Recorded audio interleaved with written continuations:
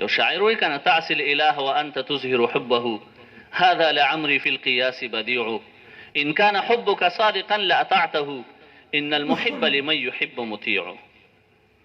د الله نافرمانی کې به هم دا وي کې چې زه د الله سره مې محبت دی. تعصي الاله وانت تظهر حبه هذا لعمري في القياس بديع. دا قسم دی د عقل نه ډېره لرې خبره ده، نو ناشنا خبره ده. ولی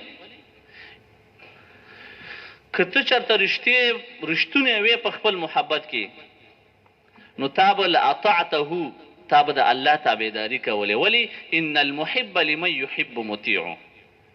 محب چې دی چې څوک چا سره مینه کوي د هغه چا اطاعت کوي چې ګورې د چا سره یې مینه وي، د هغه هره ادا د هغه کړه وړه د هر څه ده ته ښه ښکاري و هماغه شانتې کوي. ګورې عجیبه محبت دی. وایي دعوی د محبت کوم او د الله نه منم.